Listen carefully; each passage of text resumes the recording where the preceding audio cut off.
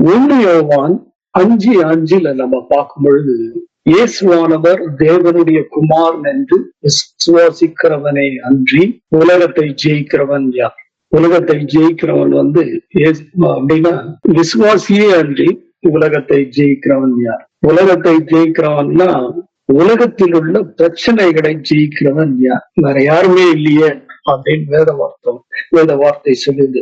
விசுவாசியே அன்றி உலகத்தில் உள்ள பிரச்சனைகளை, வாழ்க்கை பிரச்சனைகளை, குடும்பத்து பிரச்சனைகளை, பணம் பிரச்சனைகளை, அலுவலக பிரச்சனைகளை, பிசினஸ் பிரச்சனைகளை ஜெயிக்கிறவன் வேற யாருமே இல்ல, விசுவாசியை தவிர.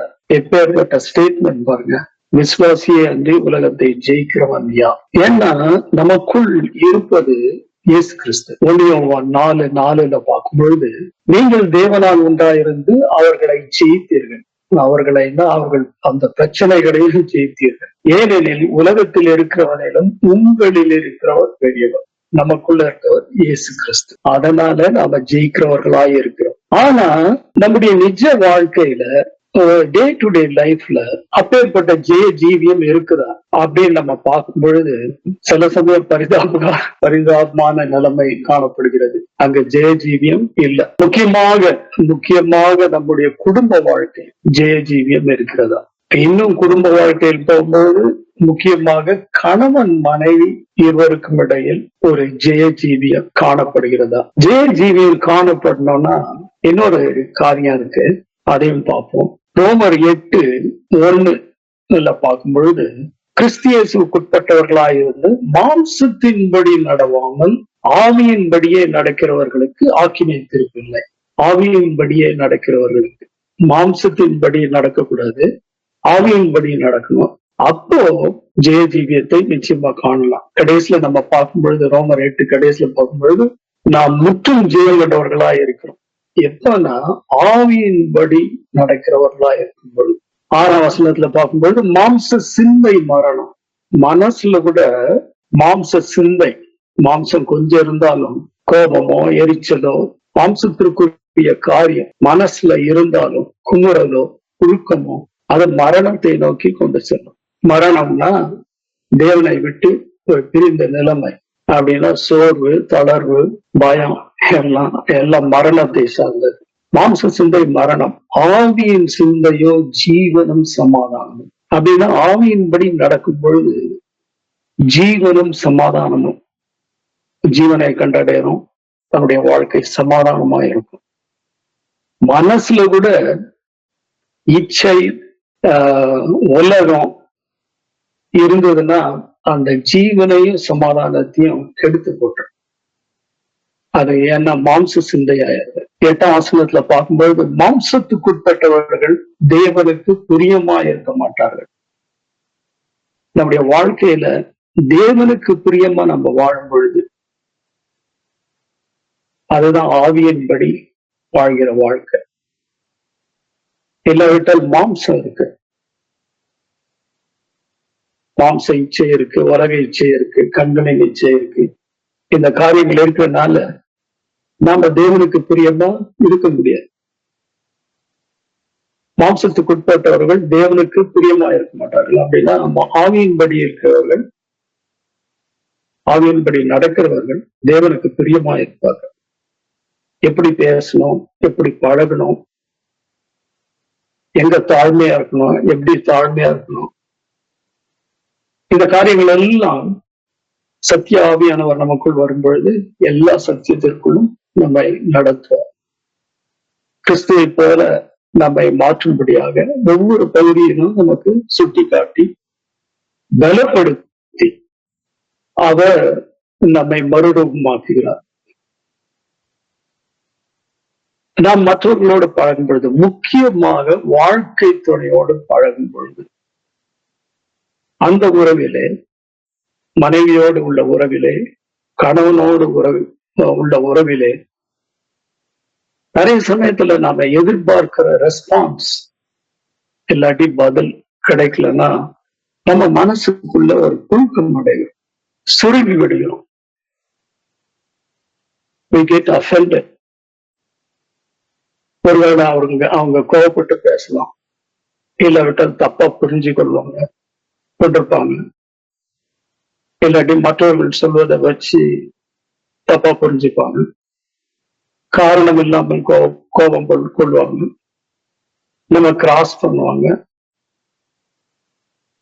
இப்படி கணவன் மனைவிக்கு இடையில் இப்பேற்பட்ட காரியங்களை நாம் எதிர்கொள்ளும் பொழுது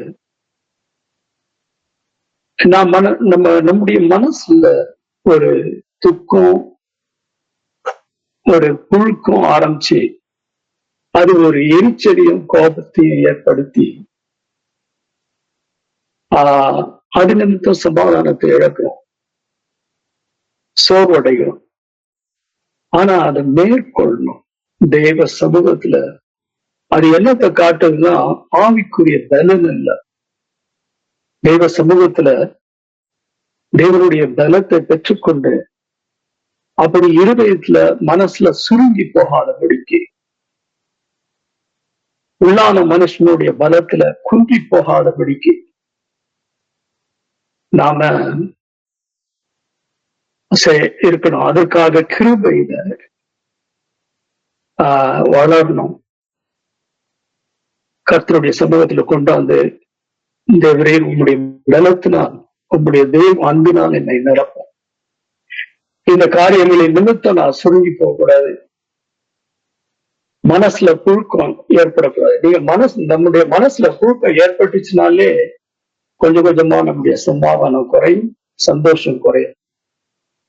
ஆனா இயேசு கிறிஸ்து வந்ததே நமக்கு சந்தோஷத்தை அளிக்கவும் அந்த சந்தோஷம் நிறைவடையவும் கர்த்தர் நம்மிடத்தில் வந்திருக்கிறார், உலகத்துல வந்திருக்கார். நமக்காக சிலுவையில உயிர் கொடுத்திருக்கார். அப்படியே ஒரு மேன்மையான வாழ்க்கையை கொடுக்க, வெறும் பாவத்தை மன்னிக்கல, அவரை போல் வாழ, அதற்கு பலத்தை பெற்றுக்கொள்ள அவர் நம்மை மாற்றுகிறார். இங்கிலீஷ்ல இது மாதிரி இந்த மனசுல உள்ள புழுக்கம் ஏற்படுது இல்ல, சில உரசல்கள் ஏற்படும் பொழுது உறவுகள்ல, அத இங்கிலீஷ்ல கெட்டிங் அஃபெண்டட்வாங்க. அதாவது எளிதாக ஹர்ட் ஆகுது, புண்படுறது. அதனால நாம உம்முன்னு ஒரு சைலண்ட் ட்ரீட்மெண்ட் கொடுக்குறோமா, திடீர்னு மனைவி உம்முன்னு இருந்துட்டு, இல்லாட்டி கணவன் உம்முன்னு இருந்து அங்க உள்ள எரிச்சல் சுருங்கி போறோமா.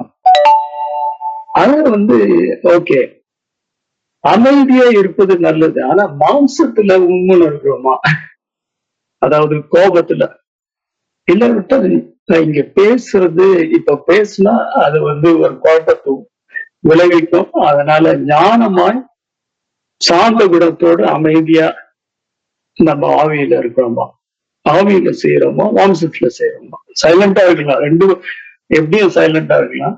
ஆனா ஆவியில சைலண்டா இருக்குமா, ஞானமா இருக்கணும்ட்டு. நாம கர்த்தருக்குள்ள வளர்ச்சி அடையணும்னா, அபிஷேகத்தை காத்துக்கொள்ளணும்னா, அந்த அனலை காத்துக்கொள்ளணும்னா எப்பொழுது நம்ம அனல் உள்ளவர்களா இருக்கணும். ரோமர்ல அதான் சொல்றாரு பவுல், அனல் உள்ளவர்களா இருக்கணும் 24/7.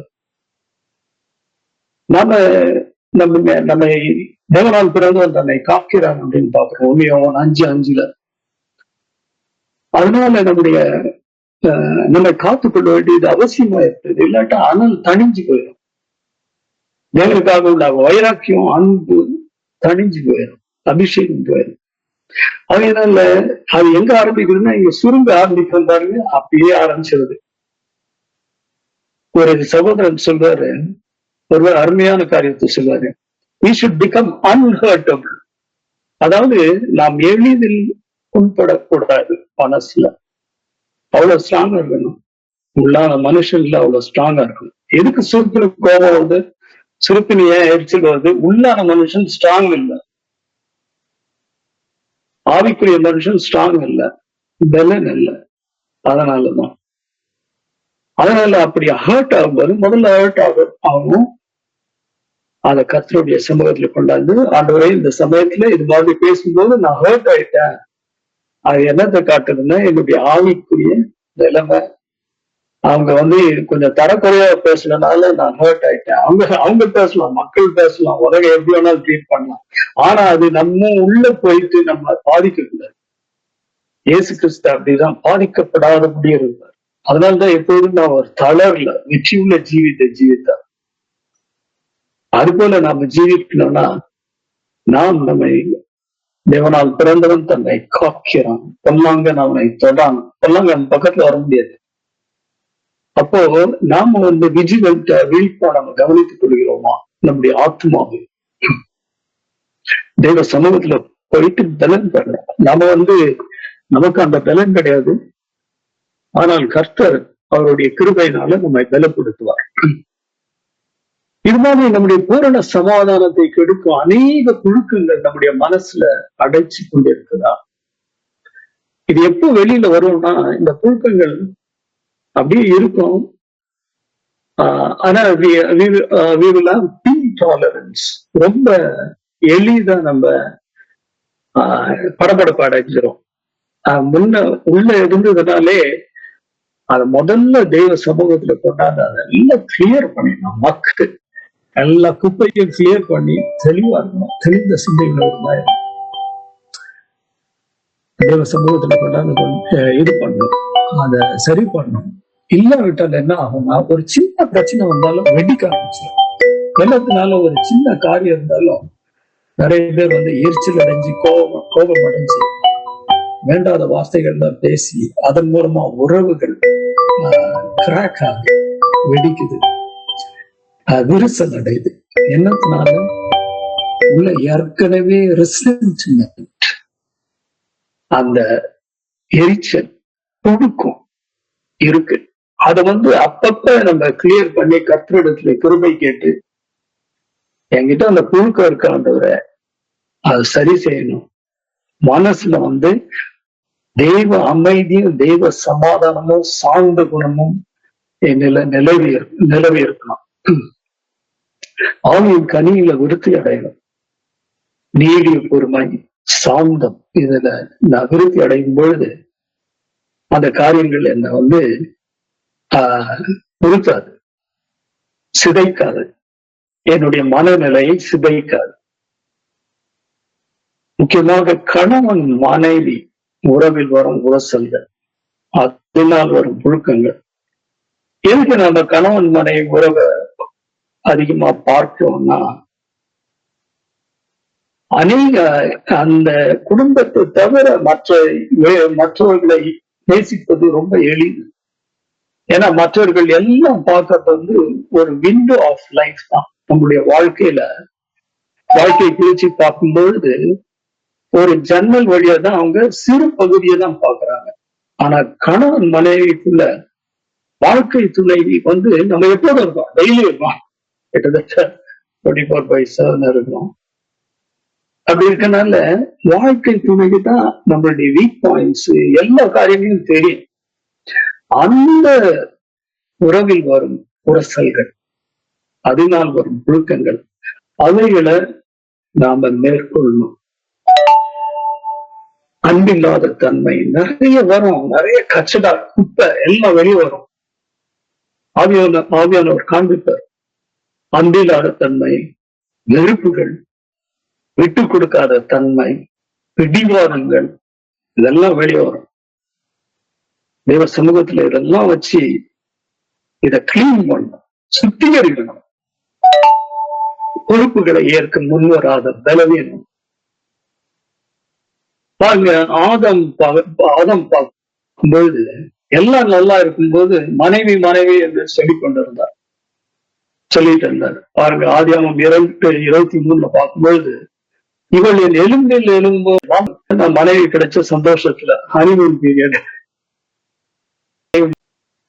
ஆனா பிரச்சனை வந்தோடனே என்ன செய்யறாரு பாருங்க, மனைவியின் மேல் பழியை போட்டு விட்டார். ஆதியாகமம் 3:12 ஒரு பிரச்சனை வருது.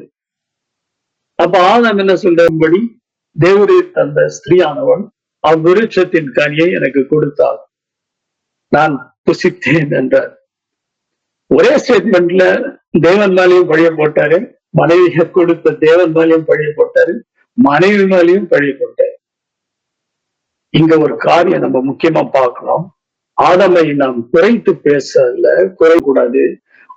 முக்கியமா நான் சொல்ல வேண்டியது, ஆதாமுடைய இடத்துல நான் இருந்தா அதை விட அதிக மோசமா நடந்திருப்பேன், அதிகமா மோசமா நடந்திருப்போம். ஆனா ஆதாமின் தவறை குறித்து நம்ம பேச இங்க வரல.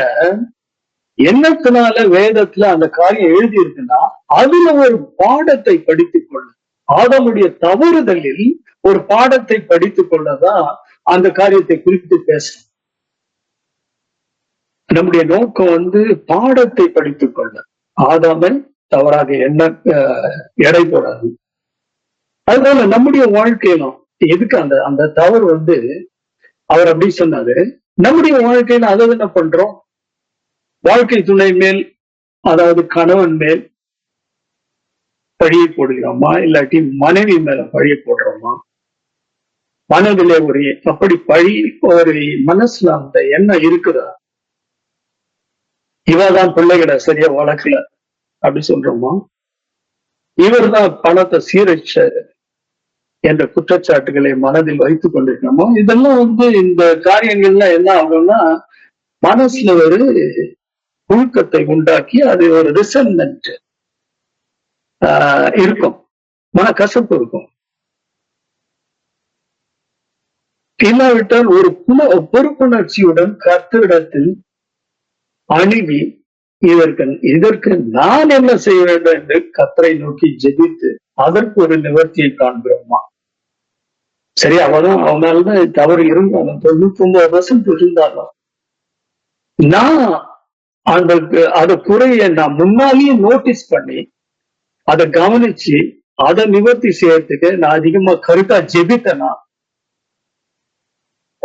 அவனுக்காக நான் ஜெபித்தனா, அவன் தவறாதபடி இருக்கிறதுக்காக நான் ஜெபித்தனா, இல்லாட்ட கணவன் தவறாதபடி இருக்கிறதுக்கு நான் விஜிலண்டா விழிப்போட ஜெபம் பண்ணனா, இந்த குறைகள்லாம் நான் பார்க்கணுமே. சும்மா வெறுமனே குறைய போட்டுறக்கூடாது இல்ல, வழிய போட்டுறக்கூடாது இல்ல. அந்த அடுத்த நபரின் அடுத்த நபர் மேல குற்றச்சாட்டுகளை போடாதபடிக்கு அந்த குறைபாடுகளுக்கு பொறுப்பெடுத்து அந்த காரியத்தில் கர்த்தருடைய கிருபையை நாடி குறைகளை நீக்க முன்வருகிறோமா? ஆதம் இந்த தவறுகள் என்னால் தான் வந்தது ஆண்டவரே, சாரி ஆண்டவரே, என்னால் தான் வந்தது. நான் கவனமா இருந்து ஏவன் கூட இருந்திருக்கணும். அவ தவறாம இருக்கிறதுக்காக தவறாமல் நான் பாதுகாத்திருக்க வேண்டும். நான் வேற இடத்துல பூ பறிச்சுட்டு இருந்துக்கூடாது, அவ கூட இருந்திருக்கணும். முக்கியமா அந்த கனி இருக்கிற இடத்துல போகும்போது நான் கவனமா இருந்திருக்கணும். இல்லாட்டா அவளுக்காக நான் ஊக்கமாய் ஜெபித்து இருந்திருக்கணும் என்று தேவனிடத்தில் சொல்லி இருந்தால் ஒருவேளை நாம இன்னும் ஏதேன் தோட்டத்திலேயே இருந்திருப்போம். பழிய போடாதபடிக்கு ஒரு பொறுப்போடு இந்த குற்றத்திற்கு அந்த பொறுப்பை எடுத்துக்கொண்டிருந்தா இன்னும் ஏதேன் தோட்டத்திலேயே இருந்திருக்கலாம். சரி, அது போகட்டும். நம்முடைய வாழ்க்கையில எப்படி இருக்கு? அந்த பாடத்தை நம்ம பார்த்து நம்முடைய வாழ்க்கையில எப்படி இருக்கு? நான் முன் வர்றேன்னா, நாம முன் வர்றோமா? இல்லாட்டா பொறுப்பற்று வாழ்க்கை துணை மேல் பழி போடுறோமா? இதுல அதாவது என்ன, இப்படி தவறு நேர்ந்து விடாதபடி ஆவியிலே விழிப்போடு இருந்து, தவறு குடும்பத்தோட கதவை தட்டுறதுக்கு முன்னாலேயே ஜெபித்து, ஊக்கமாக ஜெபித்து தேவ சமூகத்துல காத்திருந்து கிருபைக்காக அவர் மேல, தேவன் மேல சார்ந்து இருக்கலாம். இல்லாட்டி அஜாக்கிரதையா இருக்கலாம். அஜாக்கிரதையா இருக்கும்போது இப்படிதான் நடக்குது. கடைசியில வாழ்க்கை துணை மேல பழிய போட்டது. என்ன ஒரு அவலமான நிலைமை! கர்த்தர் பார்க்கிறார், யார் முன் வருவான் ஒரு பொறுப்புணர்ச்சியோட பொறுப்பு எடுத்து, தவறு இருந்தால் அதற்கு பொறுப்பெடுத்து இந்த தவறு என்னால் தான் நேர்ந்தது என்று நேர்ந்த தவறுக்கு ரெஸ்பான்சிபிலிட்டி எடுத்துக்கொள்கிறோம். அப்படி பொறுப்பு எடுத்துக் கொள்ளும் பொழுதுதான் நாம ஆவிக்குரிய வாழ்க்கையில் வளர்ச்சி அடைய ஆரம்பிக்கும். அப்படி இல்லாம அவளாலதான் வந்தது, அவராலதான் வந்தது, இதெல்லாம் குழந்தைத்தனம், ஆவிக்குரிய இன்மைச்சியின்மையை காட்டுகிறது. நான் சொன்னது போல வாழ்க்கை துணையை தவிர மற்றவர்களை நேசிப்பது ரொம்ப எளிதுங்க. ஏன்னா மற்றவங்க எல்லாமே ஒரு சின்ன பகுதியை தான் பாக்குறாங்க. வாழ்க்கை துணை தந்தா ஒரு சேலஞ்ச் நிறைய. அதுலதான் ஆண்டவரே என்னால முடியாது, என்னுடைய மனுஷ அன்பினால முடியாது, என்னுடைய இருதயத்துல தெய்வ அன்பினால் நிரப்பம் அப்படின்னு சொல்லும் பொழுதுதான் அங்க வெற்றி காண முடியும். தெய்வ அன்புதான் அங்க வெற்றி தர முடியும். மனுஷ அன்பு லிமிட், அது குயிக்கா பார்த்துடலாம் நம்ம.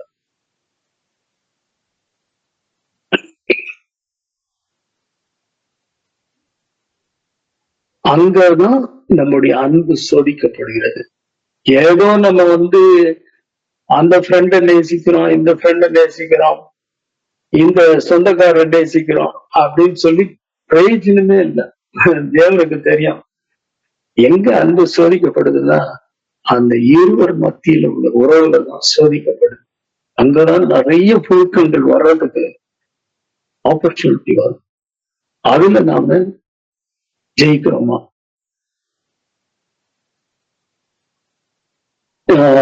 அதாவது கணவன் கிட்டேயோ மனைவி கிட்டேயோ சத்தத்தை உயர்த்தி அதட்டி பேசுறோமா? இதெல்லாம் இருக்குதா? இது தெரியாதா அப்படின்னு மட்டம் தட்டும் டோன்ல பேசுறது, துணியில.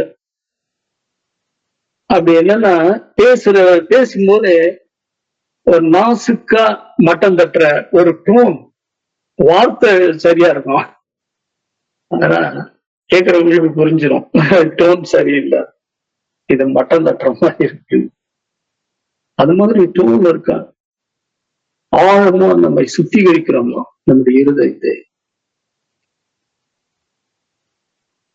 மத்தேயு 12:19 பாருங்க.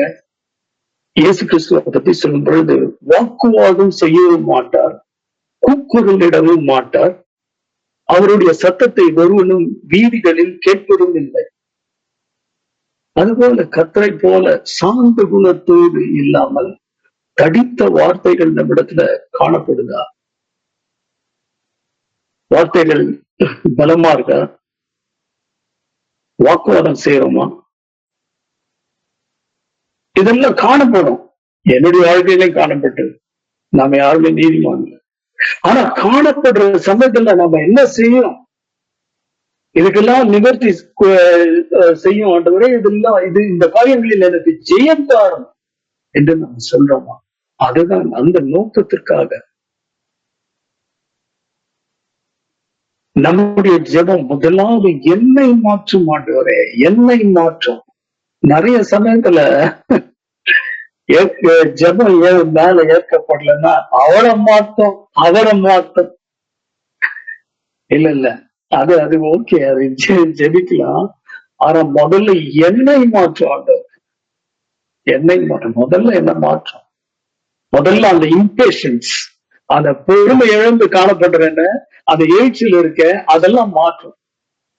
அதுக்கப்புறம் நான் ரட்சிக்கப்பட்ட பிறகு அந்த காரியங்கள்ல அவளை மாத்துறது, மாத்தும்படி ஜெபம் பண்றது, அது கூட ஒரு பொறுமை இழந்து ஜெபிக்க கூடாது.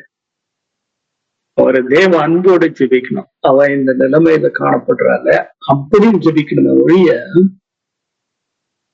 அவ என்ன சிரமப்படுறா அப்படின்னு சொல்லிட்டு ஜெபிச்சா அது சரியான ஜெபம் கிடையாது. அதெல்லாம் இம்மெச்சூர் ஜெபம், வளர்ச்சி அடையாத விசுவாசிகள் செய்யற ஜெபம். அப்போ அந்த ஜெபம் தான் மேன்மையான ஜெபம். எப்போனா முதல்ல நான் மறிக்கணும். அந்த காரியங்கள் என்னில அந்த காரியங்களை ஜெயம் பண்ணணும். எரிச்சலை முறியடிக்கணும், கோபத்தை முறியடிக்கணும், மனசுல இருக்க கசப்புகள் எல்லாத்தையும் கழுவும், சுத்தமா கழுவி தேவ சமூகத்துல துப்புரவா ஆகணும். ஆயிட்டு அதுக்கப்புறம் ஜெபம் பண்ற பாருங்க, மேன்மையான ஜெபம். தானியல் ஜெபம் மாதிரி இருக்கும். தானியல் ஜெபம் பண்ணும்போது அவ்வளவு கூர்மையா இருந்தது. பார்சிக ஒரு டெரிட்டோரியல் ஸ்பிரிட் ஆவி ஜெபத்தின் பதில தடுத்து நிறுத்தும் போது அவருடைய ஜெபம் அவனுடைய வாய்ப்பை கீழ்ச்சிட்டு பதில கொண்டாந்தது. ஏன்னா தானியலின் ஜெபம் அவ்வளவு கூர்மையா இருந்தது, தடுக்க முடியல பிசாசால.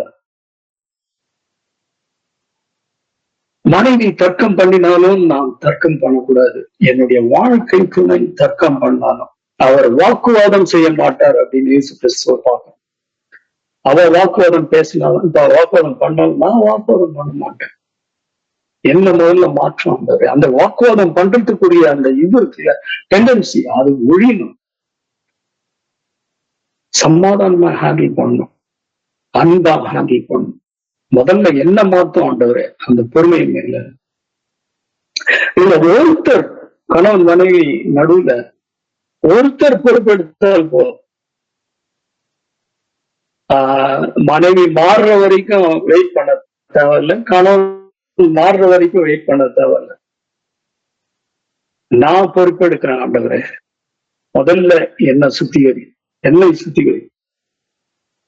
அவ தர்க்கம் பண்ணாலும் கோபத்துல கத்தினாலும் நான் அன்பா தெய்வ அன்புனால அவளை அரவணைச்சு கொண்டு போகணுமே ஒழிய, அவளை எப்படி மாற்றணும் அது தெய்வ சமூகத்துல வச்சு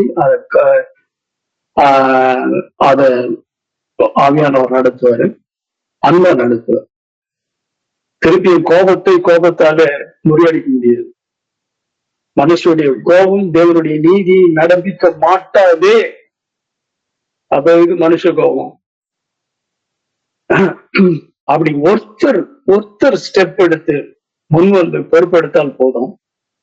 வாழ்க்கை துணைக்கு வெயிட் பண்ணாதபடிக்கு ஸ்டெப் எடுத்தா ஆண்டவர் சொல்ற மாதிரி லூக்கா 19:19 சொல்ற மாதிரி, இன்றைக்கு இந்த வீட்டுக்கு ரட்சிப்பு வந்தது, இவனும் ஆபிரகாமுக்கு குமாரனா இருக்கிறானே அப்படின்ற மாதிரி அன்னைக்கு ரட்சிப்பு வரும். எதுல இருந்து ரட்சிப்பு வரும்? கோபம், எரிச்சல், வாக்குவாதம், பிளவுகள், உறவுல விரிசல்கள், பிளவுகள். ஒருத்தர் தன்னை தாழ்த்தினா தெய்வ சமூகத்துல, தேவனே என்னை ரட்சி, என் மூலமா என் குடும்பத்தை ரட்சி. மற்றவங்க எல்லாம் எப்படி இருக்காங்கன்னு தெரியல, அதை பத்தி கவலையே இல்லை. முதல்ல ஒருத்தர் முன் வரும் பொழுது அவர் மூலமா நிச்சயமா அந்த வீட்டுக்கு ரட்சிப்பு வந்தது. இன்றைக்கு இந்த வீட்டுக்கு ரட்சிப்பு வந்தது. நிறைய சமயத்துல பெரிய பெரிய பாவங்கள் நம்ம செய்யல அப்படின்னு சொல்லிட்டு பெருமிதத்தோட இருக்கிறோம். நாம இந்த காரியங்களை பாக்குறது இல்ல, சினிமா பாக்குறது இல்ல, இதுல பாக்குறது, இது இச்சையோட இது பண்றது இல்ல, நாம உலகத்தின் பின்னால போறோம். ஆனா இந்த காரியங்கள்ல நாம தவறுகிறோமா? இவைகளிலும் நம்ம வெற்றி கொள்ளணுமே. முக்கியமாக இவைகளில், இது மாதிரி உறவுகளில், நெருக்கமான உறவு. அடுத்த ஒரு காரியம் பார்ப்போம். இது பொதுவா நடக்கிற காரியம். இதுல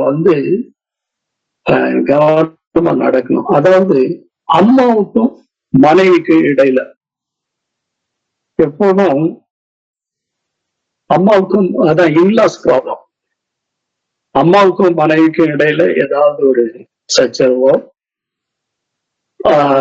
சரியான புரிதலோ இல்லைன்னா, மகன் பொறுப்பெடுத்து இருதாரரையும் அன்போடு அரவணைத்து 2 பேருக்கும் இடையில சமாதானமும் அன்பும் நிலவும்படியாக அதிகரிக்க, அதுவும் அன்பு அதிகரிக்க பிரயாசம் எடுக்கணும். அதுக்காக ஜெபிக்கணும், ஜெபம் பண்ணணும், அன்பவும் விட்டுறக்கூடாது. அவங்க 2 பேரும் ஒரு உரசல் இருக்குன்னா, அது இன்லாஸ் ப்ராப்ளம் நிறைய இடத்துல இருக்கு. முக்கியமா எப்படி இருக்கும்னா, மனைவிக்கும் அம்மாவுக்கும் இருக்கும், இல்லாட்டா தகப்பனுக்கும் கணவனுக்கும் இருக்கும். தகப்பனுக்கும் கணவனுக்கும் இடையில சமாதானமும் அன்பும், அங்கு உரசல் இருந்ததுன்னா அங்க சமாதானமும் அன்பும் நிலவ அதிகரிக்க மகள் பிரயாசப்படணும், பொறுப்பெடுக்கணும். மகள் பிரயாசப்படணும், அம்பான்னு விட்டுறக்கூடாது. இன்லாஸ் பிரச்சனை இல்லாதபடி பார்த்து கொள்ளணும். இன்லாஸ் பிரச்சனை அவிசுவாசிகளோட முடிஞ்சது. நாம விசுவாசிகள், நம்முடைய வாழ்க்கையில வித்தியாசம் இருக்கணும், இங்க வெளிச்சம் இருக்கணும், தெய்வ அன்பு இருக்கணும். அம்மா மனைவி இவர்கள் மத்தியில ஒருவர் சொல்வதை கேட்டு நாம மாம்சத்துல ரியாக்ட் பண்ணி மாம்சத்துல பாயக்கூடாது. அடுத்த பார்ட்டி கிட்ட மனைவி பேச்சை கேட்டு அம்மாவை பிரிந்து இருப்பதோ, அம்மாவை கோச்சிக்கிறதோ, அம்மா பேச்சை கேட்டு மனைவி பிரிந்து இருப்பதோ, மனைவியை கோச்சிக்கிறதோ, அது முட்டாள்தனம், அறிவீனம். அதே போல கணவன் பேச்சை கேட்டு அப்பாவை பிரிந்திருப்பதோ, அப்பா கிட்ட உரசல் ஏற்படுதோ,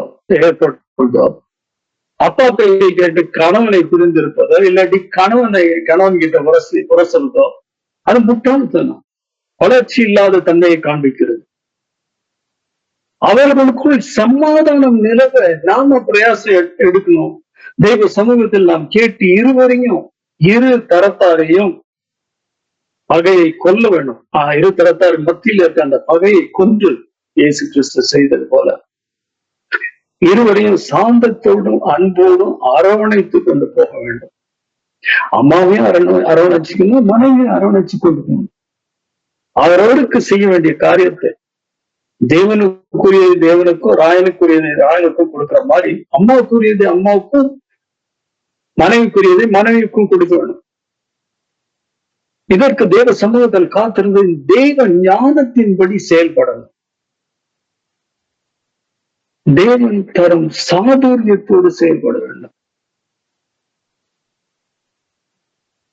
இப்படி குடும்பத்துல பிளவுகள் ஏற்படாதபடிக்கு என்னத்தினால ஏற்படுது, என்னத்தினால உரசல் ஏற்படுது, இதெல்லாம் பார்த்து சமாதானம் நிலவும்படியாக, சமாதானம் அதிகரிக்கும்படியாக நாம பிரயாசம் எடுக்கிறோமா? நிறைய சம்பாதிப்பது எளிது, மற்ற காரியங்களில் வெல்வது எளிது. எல்லாவற்றையும் விட முக்கியமான இந்த காரியங்களில் நாம ஜெயம் எடுக்கிறோமா?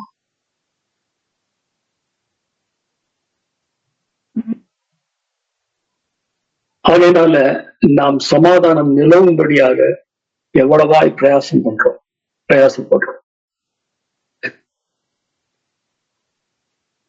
அங்க ஒரு ஃப்ரெண்ட் ஏ, ஃப்ரெண்ட் பி, அவங்களுக்குள்ள உள்ள பிரச்சனைக்கு சமாதானம் ஏற்படுறதுக்காக நாம முயற்சி செஞ்சிருக்கலாம், அது வெற்றி அடைஞ்சிருக்கு. ஆனா அதை விட முக்கியம் வீட்டுக்குள்ள இருக்க உறவுகள்ல சமாதானம் ஏற்பட வேண்டியது. எண்ணத்தினால உரசல்கள் ஏற்படுது. அதற்கு தெய்வ ஞானத்தை கேட்கணும். ஞானத்தில் ஒருவன் குறைவுள்ளவனா இருந்தால் அவன் தேவனிடத்தில் கேட்டு கடவன். தேவன் சம்பூர்ணமா அந்த ஞானத்தை தருவார், அன்பை தருவார். முதலாவது அன்புனாலதான் அந்த காரியத்தை சரிப்படுத்த முடியும். ரெண்டு பார்ட்டியும் தேவையான பார்ட்டி, ரெண்டு பேருனாலையும் அன்பு செலுத்தணும். ஒருத்தரை சார்ந்து இன்னொருத்தரை பகைச்சு கூடாது, இன்னொருத்தரை எதிர்க்க கூடாது. ஒருத்தர் ஒரு பார்ட்டி சொல்றாங்க கம்ப்ளைண்ட், அதை கேட்டுட்டு உடனே மாம்சத்துல ரியாக்ட் பண்ணக்கூடாது. தேவனிடத்துல கொண்டு போனோம், தேவ சமூகத்துல கொண்டு போனோம். ஆண்டவரே நீர் என்ன சொல்லுகிறீங்க, நான் ஏதாவது செய்யணுமா, இல்ல நீ அமைதியா இருன்றார் ஆண்டவர். அது சரியா இருக்கு. சில சமயம் இது மாதிரி செய் அப்படின்னு வழி நடத்துவார். மோசே அப்படித்தான் பண்ணாரு. ப்ராப்ளம் வந்த போது பார்வோன் என்ன சொன்னா, உன்னையும் அறியேன், உன்னுடைய தேவனையும் அறியேன். அது நான் யாரும் உனக்கும் உன் தேவனுக்கு கீழ்ப்படிய அப்படின்னு பார்வோன் எடுத்து பேசணும்னு பார்வோன் இது மோசே ஒன்னும் பார்வோன் கிட்ட வாக்குவாதம் பண்ணல, நேர தேவனிடத்துல தான் போனார். தேவனிடத்துல அவன் இப்படி சொல்றான், தேவன் அப்புறம் நிவர்த்தியை காண்பித்தார். அப்படி ஒவ்வொரு நிவர்த்தியா 10 தடவை அது மாதிரி நிவர்த்தி காண்பிச்ச பிறகு அங்க போனோம்னா அங்க ஒரு பெரிய வெற்றியே நடக்குது. அது போல நிறைய சமயத்துல அடிக்கடி நம்ம தெய்வ சமூகத்துல போய் தேவரே இது மாதிரி நடக்குது, நீர் காண்பி, இயேசு கிறிஸ்து வழி நடத்த பரிசுத்தாவியானவர் வழி நடக்கும் பொழுதுதான் நாம வாழ்க்கையில ஒரு தளராத ஒரு ஜெயங்கொண்ட ஜீவிக்கலாம், பிரச்சனைகளை மேற்கொள்ளலாம். அடுத்த ஒரு காரியம் பார்க்கலாம். நம்முடைய வாழ்க்கையில் முதலாவது தேவன், அதுக்கப்புறம் தான் மற்ற எல்லாம். இதுல இந்த குடும்பத்து காரியங்கள்ல வரும்பொழுது வாழ்க்கையில முதலாவது தேவன், பின்பு வாழ்க்கை துணை, அதற்கு பின்புதான் பிள்ளைகள். இந்த வரிசையில் தான் நம்ம முக்கியத்துவம் கொடுக்கணும். முதல்ல தேவன், அடுத்தது வாழ்க்கை துணை, அதுக்கப்புறம் பிள்ளைகள். இது குடும்பத்துக்குள்ள நம்முடைய பெற்றோர், அவர்களையும் தோளில் சுமந்து அவர்களையும் பராமரிக்க வேண்டும், பராமரிக்க வேண்டும். நம்முடைய பெற்றோரை மாத்திரமல்ல, சொந்த பெற்றோரை மாத்திரமல்ல, வாழ்க்கை துணையின் பெற்றோரை கூட நாம் அன்போடு அரவணைத்து ஆதரித்து பராமரிக்க வேண்டும். பெற்றோருக்கு செய்ய வேண்டிய கடமைகள் இருக்கு, கொடுக்க வேண்டிய கனம் இருக்கு.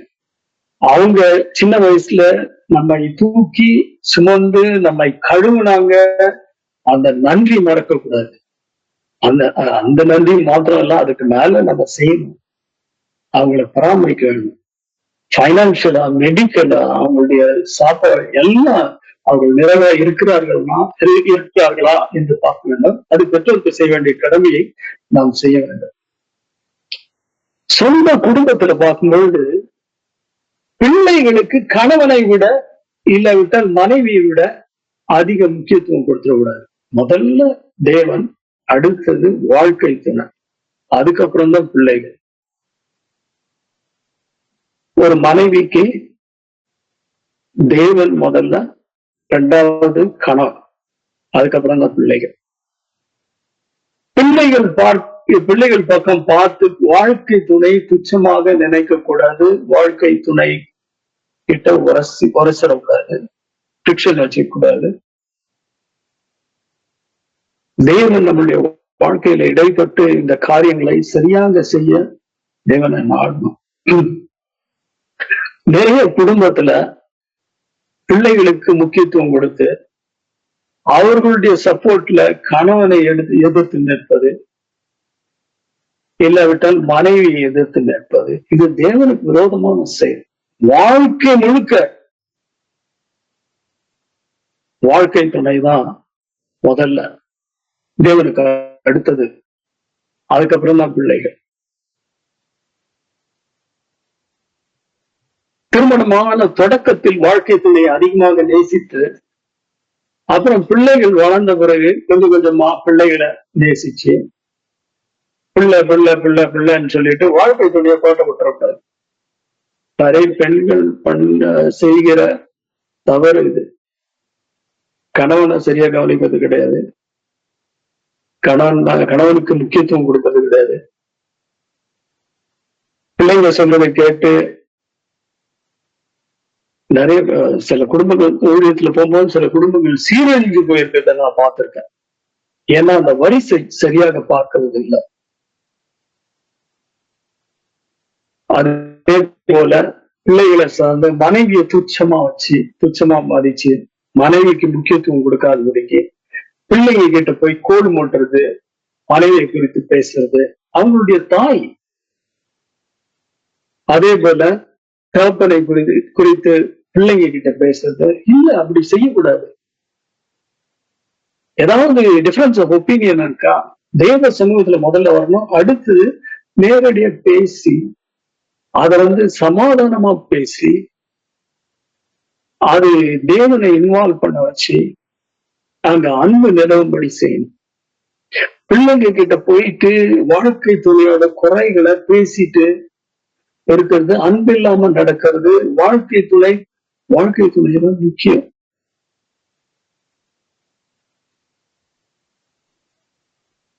அதனால இந்த காரியத்துல நாம எப்படி இருக்கோம், நாமே பரிசோதிச்சு பார்ப்போம்.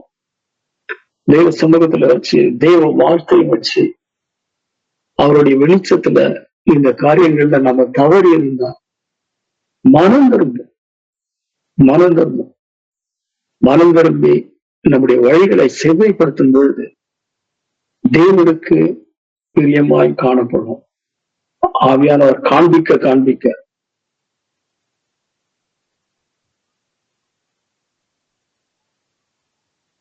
இப்போ விஜயம்னா டைம் எப்படி பரவாயில்லையா? நம்ம ஆரம்பிச்சதே ஒரு 15 நிமிஷம் லேட் ஆரம்பிச்சோம். இன்னும் கொஞ்சம் பாயிண்ட்ஸ் இருக்கு, கண்டினியூ பண்ணவா?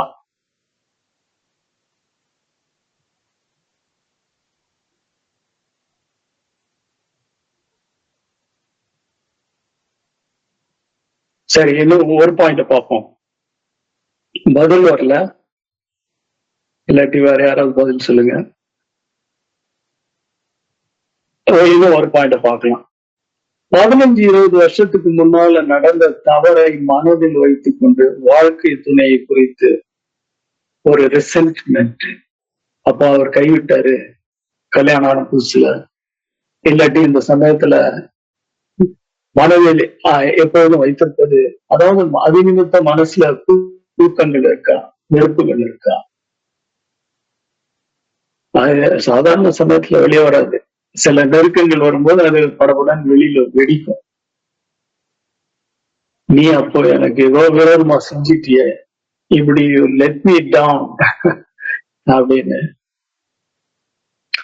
அப்படிலாம் மனசுல அந்த புழுக்கம் என்னத்தினால இருக்குன்னா, திருப்பியும் அது என்னத்தை காட்டுதுன்னா தெய்வ அன்பு இல்லை, மனுஷிக அன்புதான் இருக்கு. மனுஷிக அன்பு சுருங்கிடும், மனுஷிக அன்பால அது முடியாது, சில காரியங்களை மறக்க முடியாது. ஆனா தேவ சமூகத்துல வச்சு என்ன மாற்றம் ஆண்டவர் தேவ அன்பை தரும். தேவ அன்பு வந்த பிறகு எப்படி இருக்கும்னா, தேவனுடைய அன்புனால நிறையும் பொழுது அப்படி பண்ணாலும் என்ன பரவாயில்ல, அவ தெரிஞ்சு பண்ணாலும் என்ன, தெரியாம பண்ணாலும் என்ன, அவ வேணுனே அவர் பண்ணாலும் என்ன, வேணுனே பண்ணலனாலும் என்ன, என்னோட பண்ணிட்டான். அன்பு திரளான பாவங்களை மூடும் அப்படின்னா திரளான குறைகளை மூடும். பெருசுபடுத்த 1 பேதுரு 4:8 பார்க்கிறோம். அன்பு திரளான பாவங்களுக்கு பதிலாக குறைகளை மூடும். பெருசுபடுத்த, பொருட்படுத்தாது. அப்படியா, சரி அவர் இன்னைக்கு மாறிட்டார அப்படின்னு நம்ம சந்தோஷப்படலாம், இல்லாட்டி அவர் மாறுறதுக்காக கர்த்தருடைய சமூகத்துல வரலாம்.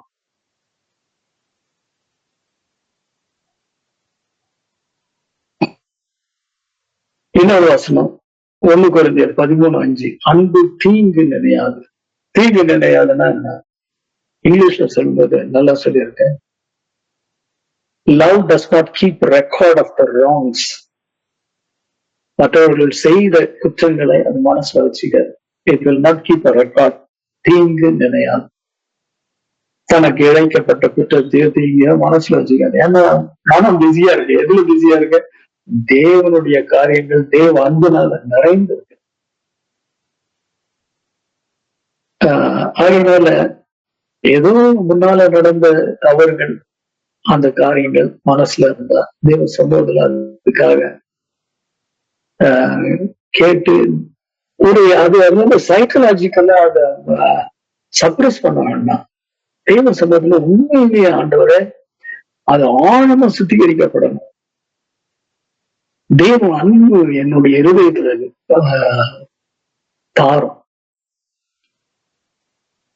அப்போ அந்த காரியம் வந்து ஞாபகத்துக்கு வந்தாலும் அது நிமித்தம் எனக்கு புழுக்கணும், ஒரு எரிச்சல உண்டாகாது. அது ஒண்ணுமே பண்ணாது. தெய்வம் அன்பு இருக்கும்போது மனசுல. அதனால இது மாதிரி காரியங்கள்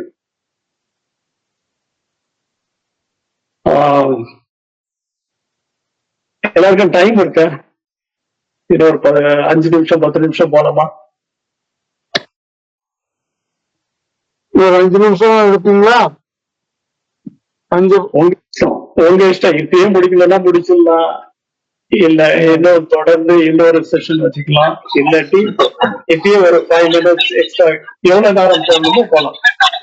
15 நிமிஷம் 5 நிமிஷம் எடுங்க. 5 10. சரி, ஓகே. அடுத்தது, அதே போல கணவனுடைய உறவினரை இல்லாவிட்டால் பிரதர் ஆண்ட்ரூஸ் உங்க இது மைக்கு மியூட் பண்ணுங்க. ஆமா ஆமா. Right, thank you. அதே போல கணவனுடைய உறவினரை இல்லாவிட்டால் மனைவியினுடைய உறவினரை பாரபட்சமா உபசரிக்கிறது, இல்லாவிட்டால் சரியா உபசரிக்காம இருக்கிறது, இதெல்லாம் நாசுக்க செய்வோம். நம்மளாம் என்ன advanced people, technically advance people, வெளியில தெரியாம நாசுக்க பண்ணலாம். ஆனா தேவன் உள்ளத்தை பார்க்கல. உள்ளத்துல குப்பை இருக்கு, அசுத்தம் இருக்கு, வெளியிலதான் எல்லாம் நாடகம். தேவனுக்கு தெளிவா தெரியும். கணவன் உறவினர் வந்தா சரியா உபசரிக்காம இருக்கிறது, என்னதுனால அவங்க ஒரு காலத்துல என்ன சரியா ட்ரீட் பண்ணல, அந்த அந்த ரிசன்ட்மெண்ட், எரிச்சல், இதெல்லாம் மனசுல அந்த குற்றச்சாட்டுகள் இருக்கு. நான் இதெல்லாம் எதை காட்டுதுன்னா ஆவிக்குரிய வளர்ச்சி அடையாத நிலைமை. அது போல மனைவியினுடைய உறவினர் வந்தா அவங்க சரியா ட்ரீட் பண்ணலன்னு அவங்கள இப்ப உபசரிக்காம இருக்கிறது,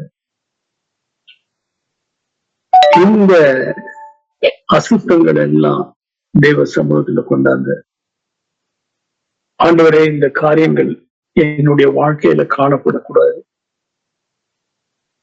இந்த காரியங்கள்ல நான் ஒரு வெற்றியுள்ள ஜீவிக்கணும், விடுதலையா மற்றவங்க அவர்களை நேசிக்கணும். அவங்க சரியா ட்ரீட் பண்ணாம இருக்க மாட்டாங்க, இன்சல்ட் பண்ணிருப்பாங்க, எப்படி பண்ணாலும் ஓகே. ஆனா அதற்குன்ட்டு நம்ம ஞானம் இல்லாம செயல்படக்கூடாது, ஞானமா செயல்படணும். எவ்வளவு பழகணுமோ அவ்வளவு பழகணும், தெய்வ ஞானத்தோடு செயல்படணும். ஆனா அன்பு குறையக்கூடாது, அன்பு மனசுல இருக்கணும். அதை பெருசுபடுத்தி அதை இது பண்ணக்கூடாது. அதனால ஒரு பகையை மனசுல வச்சிருக்கூடாது. இன்னொரு காரியம் நம்ம பார்ப்போம், ஆவிக்குரிய வளர்ச்சியில் கணவன் மனைவி இடையே வித்தியாசம் இருக்கும். சில சமயம் சில பகுதியில மனைவி நல்லா மெச்சூர்டா இருப்பாங்க, கணவனுக்கு அந்த மெச்சூரிட்டி இருக்காது. சில பகுதியில கணவன் நல்லா மெச்சூர்டா இருப்பாங்க, ஆவிக்குரிய வாழ்க்கையில வளர்ந்திருப்பாங்க. அந்த ஏற்ற வளர்ச்சி இல்லாவிட்டால், அதாவது அந்த ஏற்ற மெச்சூரிட்டி இல்லாதனால வாழ்க்கை துணை மேல ஒரு குறைச்சல், ஒரு புழுக்கத்தை வச்சிருப்பது, இடிச்சு பேசுவது, இல்லாவிட்டால் நம்முடைய கன்விக்ஷனை, நாம வைத்திருக்கிற அந்த காரியங்களை வாழ்க்கை துணை மேல திணிக்கிறது, நாம வைத்திருக்கோம் அபிப்பிராயத்தை, புரிதல, அண்டர்ஸ்டாண்டிங்க வாழ்க்கை துணை மேல திணிக்கிறது, இதெல்லாம் இப்படி திணிக்க கூடாது. ஓகே, அவங்க வளரணும், அதுக்காக ஜெபிக்கலாம், அதை சமாதானமா செய்யலாம். ஒரு எரிச்சலோட உனக்கு இது கூட தெரியலையா அப்படின்னு ஒரு மட்டம் தட்டுற வகையில பேசாதபடிக்கு, அப்படி பேசணும்னா அப்படி அந்த மாதிரி காரியங்களை நம்முடைய சில சமயம் நம்முடைய முக பாவத்துல வெளிப்படுத்தினா கூட நாம் வளர்ச்சி அடையல என்பதை காட்டுகிறது. கருத்துக்குள்ள நம்ம வளர்ந்திருந்தோம்னா அடுத்த நபர் நம்முடைய கருத்தையோ அபிப்பிராயத்தையோ அடுத்த நபர் மேல் திணிக்க மாட்டோம். இதுதான் இது இது மாதிரி வழி. I'm convinced. நீ என்னுடைய காரியம் நீ யோசிச்சு பாரு அப்படின்னு திணிக்க மாட்டோம். அவர்களுக்காக கருத்தாய் ஜெபிக்கும் ஒழிய நம்முடைய கருத்துக்களையோ அபிப்பிராயங்களையோ திணிக்க மாட்டோம். ஜென்டலா இயேசு கிறிஸ்து யாருமே திணிக்கலையே பாருங்க, யாருமே ஃபோர்ஸ் பண்ணல. Gentle Xavier. சீஷர்கள் கிட்ட விட என்ன சொல்றாரு, நீங்களும் போய்விட மனதா இருக்கிறீர்களோ போகணும் போங்க, வரனா வாங்க, பிடிச்சி இழுத்துட்டு போல அவரு. அதுபோல தரதரன்னு வாழ்க்கை துணை இழுக்கக்கூடாது. கணவன் மனைவி இழுக்கக்கூடாது, மனைவி கணவன் இழுக்கக்கூடாது. எல்லாவற்றையும் ஜென்டிலா ஹேண்டில் பண்ணணும். எந்த காரணத்தை முன்னிட்டும் மனசுல புழுக்கம் இல்லாம இருதயத்துல ஒரு விடுதலையோடு ஜீவிக்கணும். ஏன்னா 2 Corinthians 2:3-17 பார்க்கும்பொழுது கர்த்தரே ஆவியானவர், கர்த்தருடைய ஆவி எங்கேயோ அங்கே விடுதலை உண்டு. அப்ப கர்த்தருடைய ஆவி நம்முடைய இருதயத்துல இருந்தா நாம் விடுதலையோடு ஜீவிப்போம். நம்முடைய இருதயத்துல விடுதலை இருக்கும். மற்றவர்களையும் விடுதலையா இருக்க விடுவோம். நம்முடைய கருத்துக்களை திணிச்சு அவங்கள திண்டாட வைக்க மாட்டோம். அதனால இது மாதிரி ஒரு இணைப்பாற்றலான ஜீவியத்திற்குள்ள நம்ம பிரவேசிப்போம்.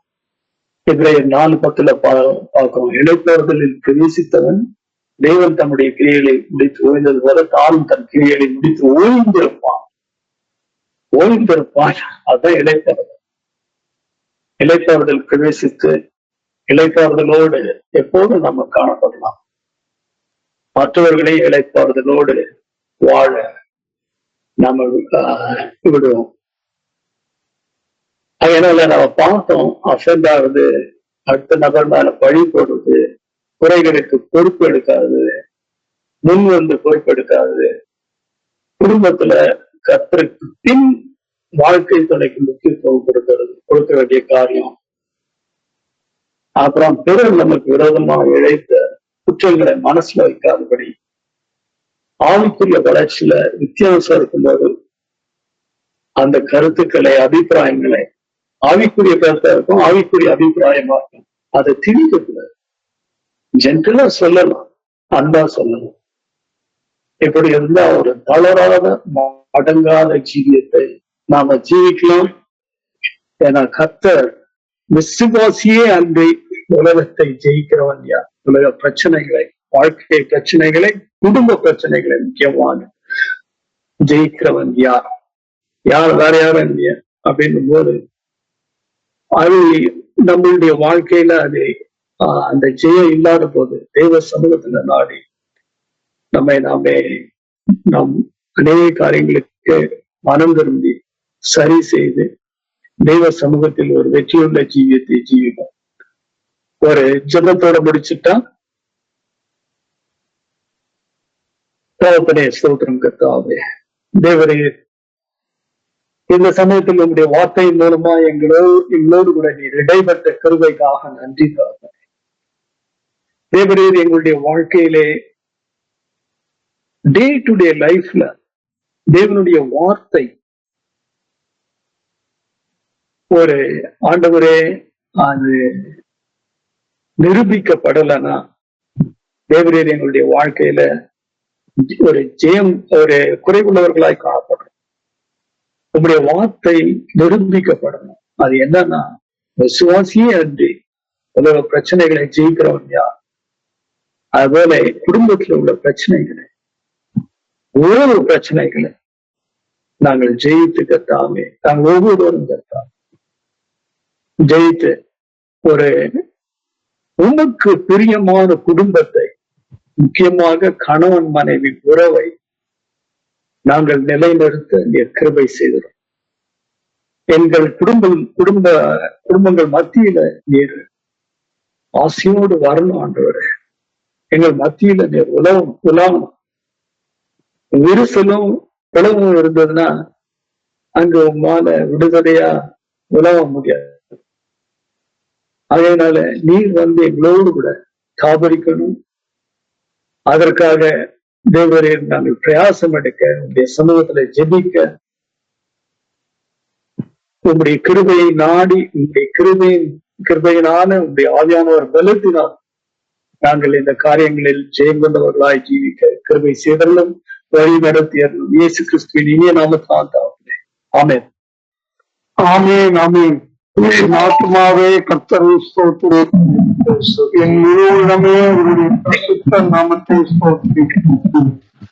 என் ஆத்துமாவே கர்த்தரை ஸ்தோத்திரி, அவர் செய்த சகல உபகாரங்களையும் மறவாதே. ஆமென். ஆமென். ஆமென். மாறினதா? மாறினாங்க. மாறினாதா, எல்லாத்துக்கும் மாறினாதா. Thank you brother Nirmal. Thank you. timely message